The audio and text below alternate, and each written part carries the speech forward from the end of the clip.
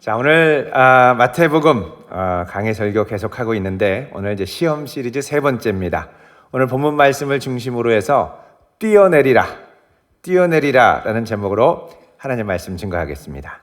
얼마 전에 인기 유튜버로 활동하는 한 20대 중반의 여성이 한 OTT 영상 데이트 프로그램에 출연을 하면서 일약 스타덤에 오른 적이 있었습니다. 이것을 계기로 그녀는 몇몇 프로그램에 출연하기 시작하면서 더더욱 유명세를 탔습니다. 이렇게 유명세를 타면서 이전에 유튜브 구독자가 40만 명 정도 됐다고 하는데 벌써 이미 많이 알려져 있었죠. 그런데 이 프로그램들에 나오면서 190만 명으로 많이 늘어났다고 합니다.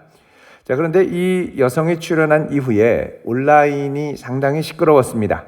그것은 이 여성이 프로그램에 출연하면서 착용했던 이 명품 장신구와 의상이 정품과 다른 짝퉁 같다는 의심이 온라인상에서 여기저기 제기되었던 것이죠.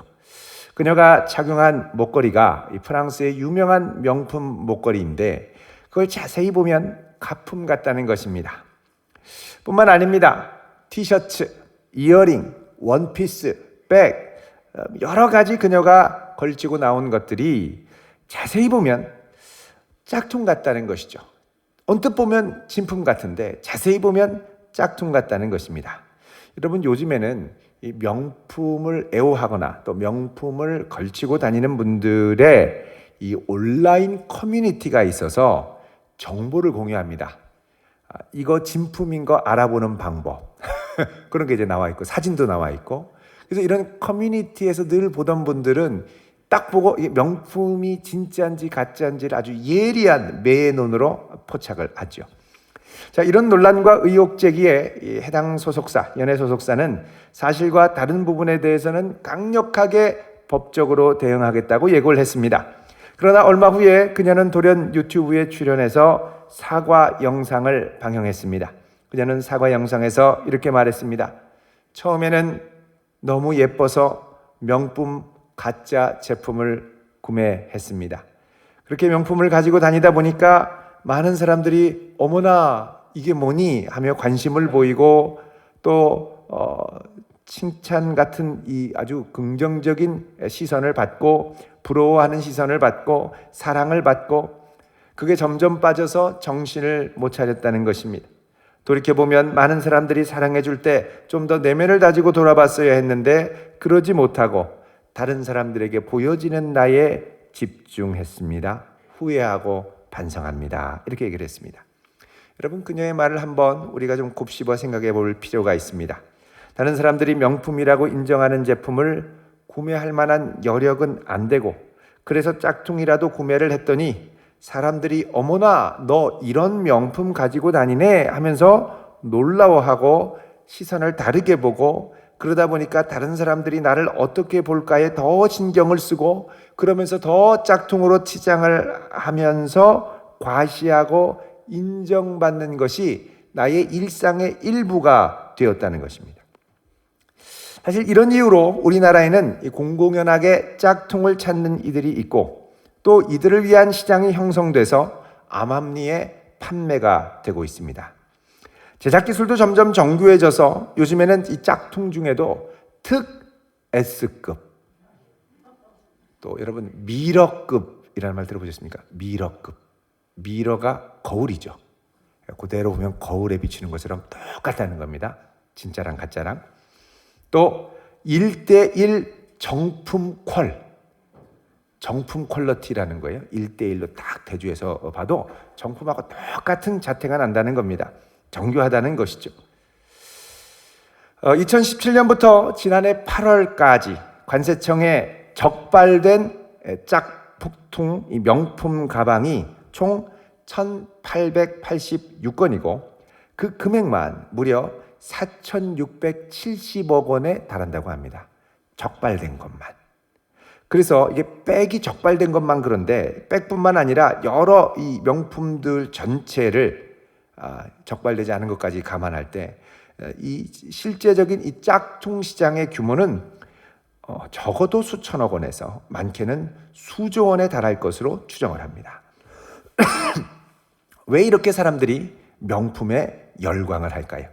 그것은 내가 이런 귀한 물건을 들고 있다는 것은 내가 단순히 이 물건을 산다는 의미를 넘어서 나야말로 이런 것들을 가지고 다니는 나야말로 진정한 VIP, 찐 VIP라는 것을 입증한다고 생각하기 때문입니다.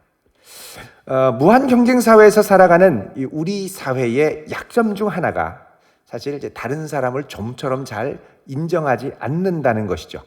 서로를 경쟁자로만 여기면서 살아왔던 우리에게 다른 사람이 나보다 훌륭하고 더 낫다라고 인정하는 것 매우 자존심 상하는 일입니다.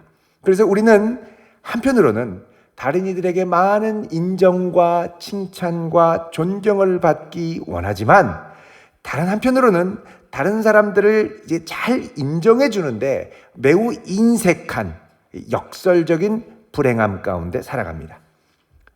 그러니까 다른 사람한테 인정받기 원하지만 그 사람 잘 인정하지 않고, 그리고 그 사람이 인정받지 않으니까 그 사람이 또 다른 사람을 인정해 주지 않고, 그러니까 이 인정해 주지 않는 이 불행의 역설 가운데 살아가는 것이죠. 다른 사람들의 경탄과 인정을 받는 것은 감사한 일입니다. 그러나 동시에 우리 사회에서는 경탄과 인정과 칭찬을 받을수록 그런 그들을 향한 질투와 시기가 함께 가기 때문에 언젠가 공격의 대상이 되는 것이 참 쉬운 일입니다.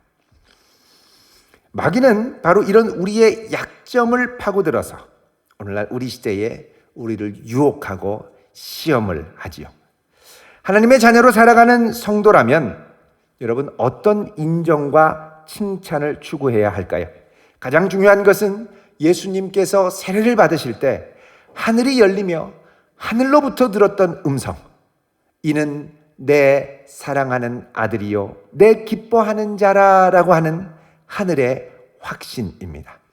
누가 뭐래도 나는 하늘 아버지의 자녀, 그분이 기뻐하시는 자녀임을 믿고 확신하며 살아갈 수 있기를 바랍니다. 이게 나의 자존감, 자존중감이죠. 자신감, 그리고 내 인생을 아주 든든하게 세워주는 기초가 되어야 합니다. 내가 무엇을 입어서, 무엇을 걸쳐서, 무엇을 가지고 다녀서 대단한 VIP가 아니라 하나님의 자녀이기 때문에 VIP가 되는 것이죠. 꼭 무슨 카드에 VIP 딱 찍고 다닌다고 VIP가 아닙니다. 여러분, 저도 그런 VIP 카드 하나 있습니다. 맥도날드 VIP. 지금 기간 만료됐습니다. 안 해가지고. 저희 인사할까요? 당신이 진정한 VIP입니다. 예, 진정한 VIP는 하나님의 자녀답게 사는 것, 하늘의 음성을 확신하고 사는 것, 하나님의 사랑받는 자녀임을 확신하고 사는 것인 줄로 믿습니다.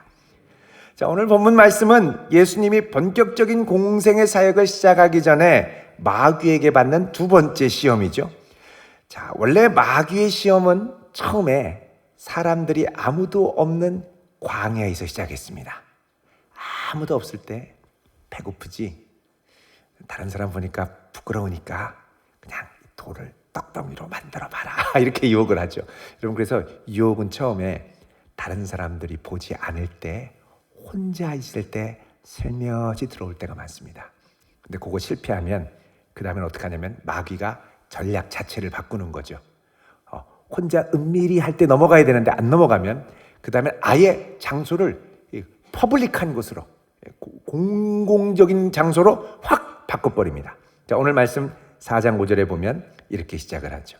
이에 같이 읽겠습니다. 시작. 이에 마귀가 예수를 거룩한 성으로 데려다가 성전 꼭대기에 세우고. 아멘. 자, 여러분, 황량한 광야에서 아무도 없는 그곳에서 시험을 했던 마귀가 이번에는 거룩한 성으로 예수님을 데려갔습니다. 여기 거룩한 성이라는 것은 거룩한 성 예루살렘을 말합니다. 유대 전체의 수도가 거룩한 성이고, 특별히 이 거룩한 성 예루살렘 한가운데는 거룩한 성전이 있죠. 그래서 거룩한 성으로 데려가서 성전 꼭대기에 세웠다는 건 거룩한 성전 한가운데 있는 성전의 제일 높은 꼭대기를 가리킵니다.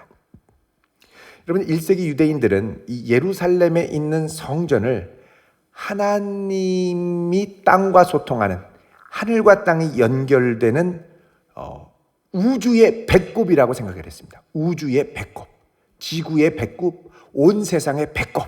그래서 이거를 이제 라틴어로 umbilicus mundi라고 합니다. 문디는 대구 사투리가 아니고 문디 경상도 사투리가 아니고 문디는 세상이라는 뜻이죠. 세상. 그래서 umbilicus 하면은 배꼽이라는 뜻이다. 배꼽. 온 세상의 배꼽. 그게 어디냐? 거룩한 성 예루살렘 한가운데 있는 성전. 그 꼭대기는 배꼽 맨 위에 제일 가운데 있는 중심이죠. 자, 이 중심 위에 서서 붕 뛰어서 모든 사람의 환호와 경탄과 존경과 놀라움을 받으며 인정을 받으며 메시아로 등극해 보는 겁니다. 얼마나 멋집니까? 근데 여러분, 이것을 요한 1서는 뭐라고 그러냐면 이생의 자랑이라고 합니다. 뭐라고요? 이생의 자랑. 요한 1서 2장 16절에 보면 이 세상에 있는 것이, 이 세상에 있는 모든 것이 육신의 정욕과 그 다음에 안목의 정욕과 그 다음에 이생의 자랑이니, 다 아버지께로부터 온 것이 아니요 세상으로부터 온 것이라 그러죠. 이 세상에 있는 모든 것을 분류해서 나누면 세 가지: 육신의 정욕, 안목의 정욕, 이생의 자랑. 자, 여러분, 이 육신의 정욕은 여러 가지가 있겠습니다만 가장 근원적인 굶주림에 관한 것을 마귀가 예수님께 시험을 했죠. 자, 실패했습니다. 그래서 이제 마귀는 예수님을 모든 세상 사람들이 우러러 볼 수 있는 우주의 배꼽 성전 꼭대기 한가운데에서 이생의 자랑으로 유혹을 하죠. 자, 6절 한번 읽겠습니다. 시작. 가로되 내가 만일 하나님의 아들이거든 뛰어내리라. 기록되었으되 저가 너를 위하여 사자들을 명하시리니 저희가 손으로 너를 받들어 발이 돌에 부딪히지 않게 하리로다 하였느니라. 아멘. 성전 중심에서 뛰어내려봐라. 사람들이 주목하고, 근데 뛰어내리면 뭐 보통 사람 같으면 다치겠죠. 근데 마귀는 뭐라 그러냐면 내가 하나님의 아들이면 뛰어내려라. 그러면 진짜 성경 말씀대로 천사들이 와서 부딪히지 않도록 딱 붙잡아 줄 것이라는 겁니다. 만약에 성전 아래 사람들이 이것을 보면은, 성전은 늘 제사를 드리러 오는 사람들이 많으니까요, 온 열방에서 디아스포라 유대인들, 또 하나님을 경외하는 경건한 이방인들이 다 몰리는 그곳에 예수님이 뛰어내리는데 천사들이 와서 딱 붙들어가지고 내려오는, 여러분, 그 슈퍼히어로들을 보면 이게 항상 착지가 중요합니다. 쫙 나를 때 이제 중간에 탁 땡에 내려올 때는 아주 사뿐하게 망토 훌렁훌렁훌렁 하면서 쫙 내려오죠. 왜 천천히 내려오는지 아십니까? 사람들 좀 보라고. 살살 내려오고, 날아갈 때는 휙 날아가지만 내려올 때는 천천히 와요. 오 하고 이제 시선이 오지 않습니까? 관객들도 시선이 이렇게 내려오는 거예요. 천천히 내려오죠. 천사들이 그렇게 해서 딱 떠받쳐서 오면, 와, 하나도 안 다쳤네, 하나님의 아들이네, 막 박수치고 우러러보지 않겠습니까? 그럼 예수님 첫 사역, 첫 출발, 정말 멋지고 화려한 신고식을 하고 시작을 하시는 겁니다.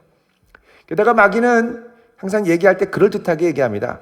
대책 없이 그냥 뛰어내리면 죽기 때문에 그냥 대책 없이 뛰지 말고 성경 말씀의 근거에서 이야기를 하죠. 성경 말씀에 보면 부딪히지 않도록 해준다고 했으니까 뛰어보라는 겁니다. 그리고 그 제안의 근거, 오늘 보면은 기록되었으되 그러죠. 기록되었으되. 자, 여러분, 이 기록되었으되는 처음에 누가 말씀하신 거죠? 4절에 예수님이 마귀의 시험을 물리칠 때 이야기한 겁니다. 기록되었으되, 성경 말씀대로 사람이 떡으로 살 게 아니라 하나님의 입으로부터 나오는 모든 말씀으로 살 것이니라 그러죠. 그러니까 마귀가 화들짝 놀라서 물러갔다가 두 번째 오는데, 이번에 마귀는 어떻게 하냐? 자기도 기록되었으되 되었으되 하며 오는 거예요. 마귀도 성경을 좋아합니다. 성경을 잘 활용합니다. 성경을 바삭하게 합니다. 문제는 뭐냐? 하나님이 기뻐하지 않는 방향으로 가는 게 문제죠. 이단들 여러분 미혹할 때 어떻게 미혹하겠습니까? 어떻게 저 늙은 할아버지를 보혜사라고 믿으라고 하면은 믿겠습니까? 뭐 때문에 가능하냐? 성경 공부 때문에 가능합니다. 하나씩 왜곡해서 받아들일 수 없는 것을 받아들일 수 있도록 논리적으로 왜곡해서 만드는 논리들이, 정교한 논리들이 있다는 거죠. 마귀가 가지고 왔던 성경 구절 기록되었으되 하면서 가져온 성경 말씀은 뭐냐? 시편 91편 11절 12절입니다. 우리 한번 보겠습니다. 자, 이렇게 말씀을 합니다. 우리 같이 읽겠습니다. 시작. 그가 너를 위하여 그의 천사들을 명령하사 내 모든 길에서 너를 지키게 하심이라. 그들이 그들의 손으로 너를 붙들어 발이 돌에 부딪히지 아니하게 하리로다. 아멘. 자, 여기 보면 이렇게 말씀합니다. 그가 너를 위하여. 여기 너는 누구냐? 시편에서는 하나님께 도움을 구하며 기도하는 경건하게 하나님을 의뢰하는 사람입니다. 마귀는 이 말씀을 예수님께 적용을 한 거죠. 자, 하나님을 사랑하는 경건한 자에게 하나님이 무엇을 약속하셨느냐? 천사들에게 명령을 내려서 너를 지킨다고 하지 않으셨느냐? 내가 뛰어내리면 내가 경건한 자고 하나님이 들으시는 분이기 때문에 너를 붙잡아서 결코 돌에 부딪히지 않도록 도와준다고 하셨다. 내가 참된 하나님의 아들이라면 이 말씀이 너에게 적용되도록 한번 입증해 보라는 것이죠. 그렇게 되면 성전을 찾아왔던 수많은 사람들이 이걸 보고 열광하며 예수님을 인정해 준다는 겁니다. 그리고 이왕 내릴 거 아주 천천히 내리면서 공중제비도 천사들이 이렇게 돌려서 한두 바퀴 이렇게 돌고 좌우로도 한 바퀴 돌고 그리고 내려오면 얼마나 좋겠습니까? 자, 여러분, 도대체 마귀가 왜 성경 말씀을 가지고 이런 종류의 시험을 던졌을까요? 예수님이 하늘을 나는 슈퍼히어로라는 걸 테스트하기 위해서? 아닙니다. 그거는 마귀가 예수님이 첫 번째 시험에서 말씀을 갖고 하나님에 대한 견고한 신뢰를 드러냈기 때문입니다.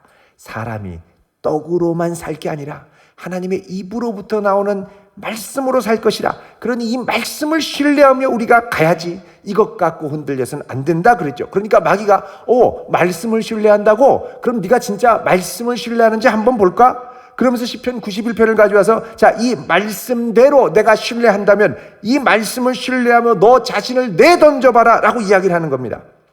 자, 여러분, 여기서 뛰어내려봐라. 성경에 천사들을 명하여 발이 돌에 부딪히지 않도록 붙들어 주신다고 하지 않았느냐? 이렇게 얘기를 하죠. 여러분, 뛰어내리라 마귀가 제안합니다. 요 유혹을 우리가 좀 주목해 볼 필요가 있습니다. 왜냐하면 이 유혹은 요때만이 아니라 예수님이 나중에 공생애의 클라이막스, 절정에 또 한 번 등장하기 때문입니다. 이 91편은 잠깐 이렇게 좀 표시를 해놓으시고 마태복음 27장 40절로 잠깐 가겠습니다. 같이 읽겠습니다. 시작. 이르되 성전을 헐고 사흘에 짓는 자여, 내가 만일 하나님의 아들이거든 자기를 구원하고 십자가에서 내려오라 하며. 아멘. 자, 마지막 공생의 끝자락에서는 어디에서 뛰어내리라? 십자가에서 내려오라는 겁니다. 십자가가 너무 고통스러우니까 스스로 박힌 못을 스스로의 힘으로 뽑고 내려오라는 겁니다. 그러면서 42절에 제안하는 걸 보면 42절 중반에 지금 십자가에서 내려올지어다 그리하면 우리가 믿겠노라. 뛰어내려오면 믿겠다는 겁니다. 그러면서 43절에는 그가 하나님을 뭐하니? 신뢰하면 뛰어내리라는 거예요. 신뢰하니 하나님이 원하시면 이제 그를 구원하실지라. 그의 말이 나는 누구라고요? 하나님의 아들이라 하였도다. 자, 마귀가 뭐라 그럽니까? 내가 정말 하나님의 아들이라면 뛰어내리라는 거죠. 이 마귀의 이 교묘한 시험이 다른 형태로 둔갑을 해서 나중에 또다시 등장을 합니다. 게다가 예수님 좌우에 못 박힌 강도들도 예수님을 욕하면서 동조를 하지 않습니까? 여러분, 이렇게 되면 보통 이 헐리우드 영화 같은 데서는 어떻게 합니까? 이 말을 듣고 예수님이 가만히 계시다가 갑자기 눈을 팍 위로 이렇게 치켜뜨면서 이를 악 다물고 손이 이렇게 막 떨면서 힘을 주고 손에 핏줄이 가고, 그럼 땅이 막 흔들리고 십자가도 좀 흔들리고 사람들이 오 어떻게 된 거야? 그럴 때 갑자기 이 손에 박혔던 못이 팍팍 튀어나오고, 발목에 있던 못이 팍 튀어나오고, 그러니까 사람들이 오 막 놀랄 때 갑자기 이 못이 팍 나가가지고 대제사장의 이마 한가운데 빡 박혀서 쓰러지고, 아니 진짜 하나님의 아들이네. 그리고 예수님이 탁탁 털고 쫙 공중에서 천천히 우아하게 내려오는 거죠. 봤지? 이렇게 딱 이러면서 이제 끝나는 거예요. 여러분, 그런데 예수님께서 이 십자가의 이런 조롱을 받을 때 이들의 요청을 수용한 게 아니라 이들의 요청을 거절하시고 어떻게 하냐면 하나님께 이렇게 기도합니다. 뭐라고 하냐면 엘리 엘리 라마 사박다니, 나의 하나님 어찌하여 나를 버리셨나이까. 끝까지 버림받고 십자가에서 모든 이들의 죄를 위해 십자가에 달려 돌아가시는 것이 아버지의 뜻이니 철저히 버림받는 자리로 순종하기로 결단하며 나아가셨다는 것입니다. 그러니까 예수님의 진정한 하나님의 아들됨은 무엇으로 증명됐느냐? 십자가에 죽기까지 순종하심으로 증명이 됐다는 것입니다. 여러분, 지금 마귀는 예수님께 사람이 떡으로 아니라 말씀대로 살아야 된다면 그 말씀대로 순종해서 뛰어내리는 게 진짜 말씀대로 사는 존재니까 이걸 입증해보라고 막 밀어붙이죠. 여러분, 이 말씀대로 하면 정말 뛰어내리지 않으면 하나님의 아들이 아닌 것 같은 아주 옴짝달싹 못하게 만드는 아주 협박 같은 유혹입니다. 자, 그런데 이 마귀가 인용하는 말씀을 자세히 보면 원래 시편에 있던 말씀의 한 구절을 슬쩍 뺐습니다. 슬쩍 빼고 슬쩍 넣는 것을 가감한다고 그러죠. 감한 거예요. 말씀을 감한 거. 여러분 잘 보십시오. 자, 마태복음 아까 이제 4장에 나와 있었는데 이 말씀하고 4장 6절에 인용한 말씀하고 아까 표시해두라고 말씀드린 시편 91편 11절 12절을 보시면 다 똑같은데 한 구절이 빠져 있습니다. 한 구절. 뭐가 빠졌냐면 11절에 그가 너를 위하여, 91편 11절 시편, 그가 너를 위하여 그의 천사들을 명령하사 밑줄 그으세요. 내 모든 길에서 너를 지키게 하심이라. 어디서요? 내 모든 길에서. 자, 마태복음 4장 6절로 오면 뭐가 빠졌냐면 내 모든 길에서가 빠졌다고 그랬죠. 그래서 그 인용한 말씀을 보면 나나주 니은 이하에 그가 너를 위하여 그의 사자들을 명하시리니, 거기 사이에 이제 들어가야 되는 거죠. 원래 내 모든 길에서 이렇게 빠진 거예요. 그들이 손으로 너를 받들어 발이 돌에 부딪히지 않게 하리로다. 자, 여러분, 내 모든 길에서가 들어있는 것과 들어있지 않은 것은 별거 아닌 것 같은데 사실은 큰 차이입니다. 자, 내 모든 길에서 너를 지킨다면 뛰어내려서도 지키지만 뛰어내리지 않아도 지키시는 거죠. 근데 내 모든 길에서를 빼면 뛰어내려야만 지킨다고 이야기를 하는 것이 됩니다. 그러니까 모든 길에 있으면, 하나님이 인도하시는 모든 길에 있으면 꼭 그렇게 뛰어내릴 필요가 없는 거죠. 뛰어내림으로 입증할 필요가 없습니다. 사람들의 박수갈채와 인정을 받을 필요가 없죠. 묵묵히 하나님의 뜻에 순종하며 나아가는 길이 진정 하나님의 인정을 받는 길이기 때문입니다. 예수님이 십자가에서 대제사장과 서기관의 비난 가운데 너 하나님의 아들이거든 당장 십자가에 내려오라고 할 때 예수님은 어떻게 하셨습니까? 그들의 말에 동조하지 않고 끝까지 십자가의 고통을 당하시며 하나님의 뜻 앞에 순종했죠. 자, 그래서 이 마귀의 이 유혹은 심지어는 말씀을 갖고 왜곡하는 아주 교묘한 유혹인데, 이 유혹에 대해서 예수님이 어떻게 물리치시느냐면 말씀으로 또 물리치십니다. 4장 7절에 보면 마태복음 같이 읽습니다. 시작. 예수께서 이르시되 또 기록되었으되 주 너희 하나님을 시험하지 말라 하였느니라 하시니 아멘. 자, 주 너희 하나님을 시험하지 말라 그러죠. 자, 이 말씀은 이 밑에 나눠주에 보면 신명기 6장 16절에서 가져온 말씀입니다. 근데 신명기 6장 16절을 보면 이 표현 바로 앞에 생략된 표현이 있는데 신명기 6장 16절을 보면 뭐라고 되어 있냐면 너희가 마사에서 시험한 것 같이 너희 하나님 여호와를 시험하지 말라 그럽니다. 여러분 마사에서 이스라엘 백성들이 하나님을 시험했다. 이게 무슨 말이냐면 출애굽기 17장 1절에서 7절을 보면 이스라엘 백성이 신광야에 들어가서 거기서 물이 없어서 하나님께 물을 달라고 기도해야 되는데 그걸 기도하고 기다리고 순종한 게 아니라 모세한테 원망과 독설을 뿜어내죠. 물을 안 주면 하나님도 아니다. 어떻게 우리를 구원해놓고 여기서 목말라 죽게 하느냐. 이런 원색적인 비난을 하며 하나님이 계시다면 물을 주심으로 자신의 존재를 증명해야 된다고 요구를 했습니다.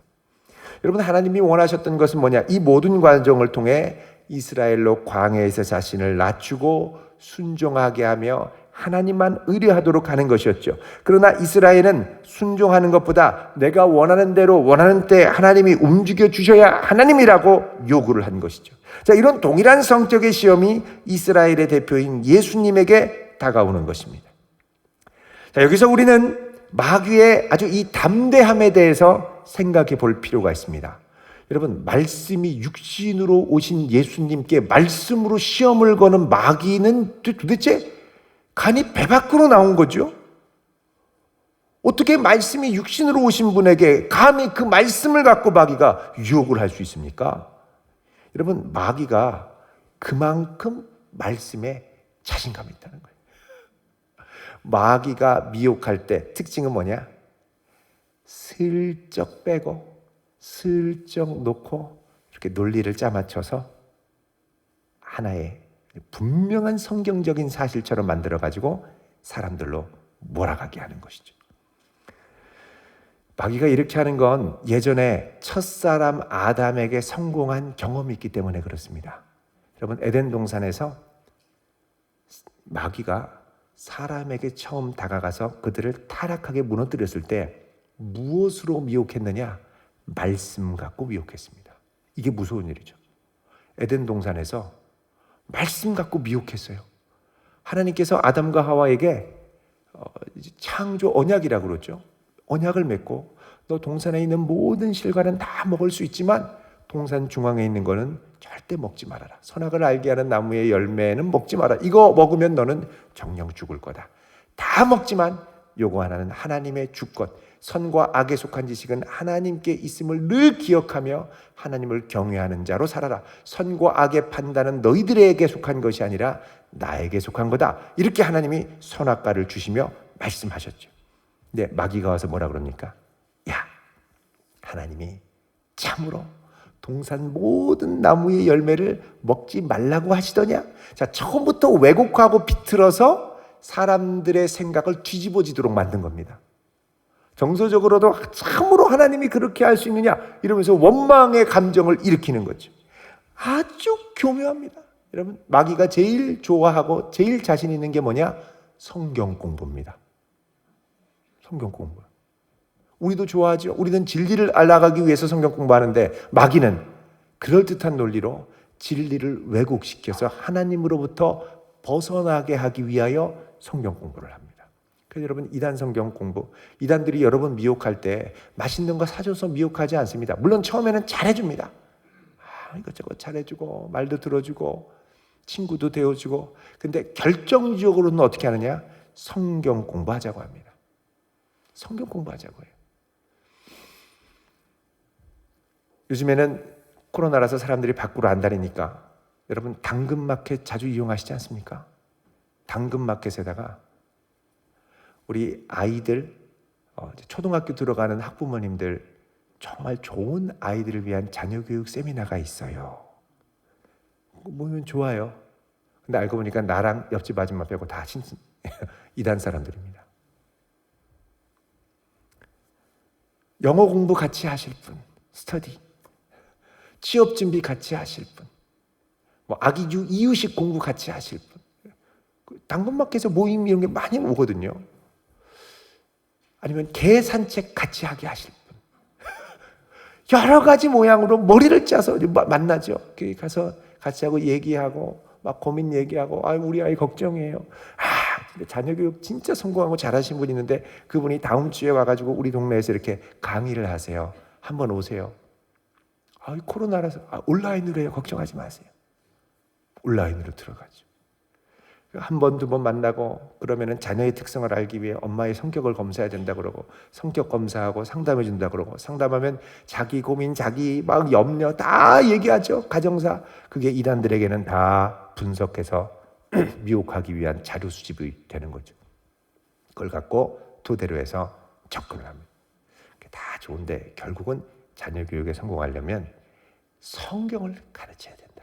나 교회도 안 다니고 성경 공부를 해외에 계시다가 방금 지난주에 들어오신 선교사님이 특별히 클래스를 하시니까 그거 좀 같이 하자.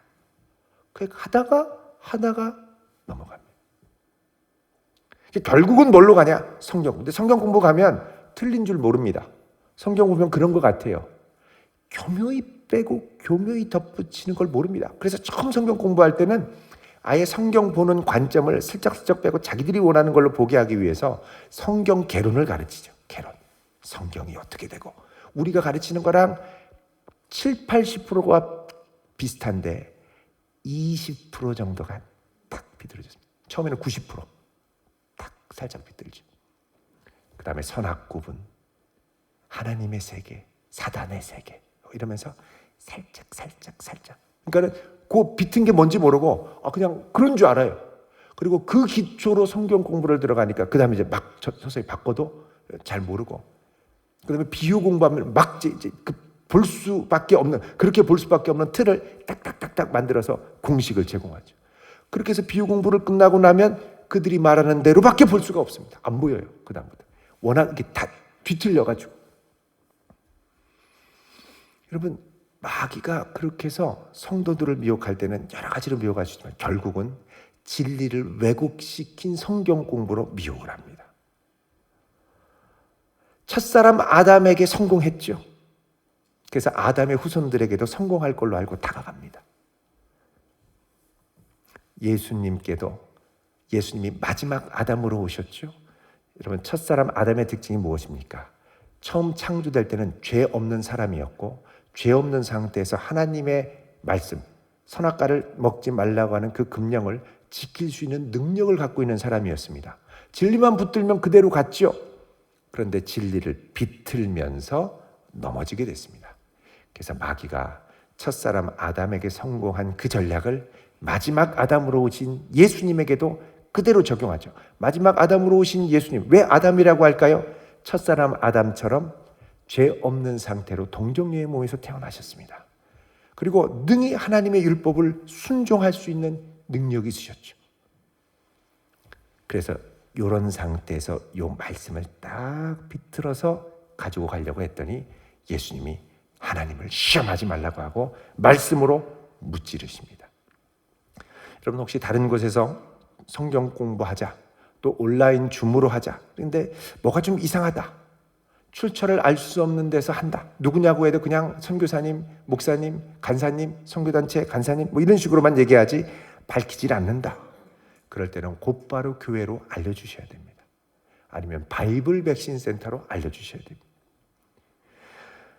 여러분 예수님이 사탄에게 주 너의 하나님을 시험하지 말라라고 하신 것은 우리를 향한 하나님을 향한 우리의 신뢰를 입증하려면 무엇인가 다른 사람이 다 인정하는 방식으로 하는 게 아니라 묵묵한 순종으로 입증하라는 것입니다. 정말 하나님의 기뻐하는 자녀, 사랑하는 아들, 사랑하는 딸이면 사람들의 인정과 칭찬과 평가와 상관없이 묵묵히 하나님의 인도함에 순종하며 가는 사람입니다. 하나님은 우리를 순종하라고 부르셨습니다. 진정 인정받아야 할 하나님으로부터 인정받아야 할 자리는 사람의 칭찬과 평가와 인정이 있는 자리가 아니라 하나님께 순종하는 자리인 줄 믿으시기 바랍니다. 여러분, 그럴 때 하늘이 열리며 하늘의 위로와 음성과 인정이 있게 될 것입니다. 이런 인정, 하나님의 순종함으로 기뻐하시는 자, 하나님 사랑하는 자로 설 수 있기를 힘쓰기를 바랍니다. 하나님이 있게 하신 그 자리에 아름답고 묵묵하게 귀한 사명을 잘 감당하기를 주님의 이름으로 축원드립니다. 기도하겠습니다. 거룩하신 아버지 하나님, 어그러진 세상 가운데 사람들의 인정을 부추기며 추구하는 이 세상 풍조에 휩쓸리지 않게 하시고 묵묵히 주님을 기쁘시게 하며 순종하는 자리에 서는 저희들이 되게 하옵소서. 예수님의 이름으로 기도드립니다. 아멘.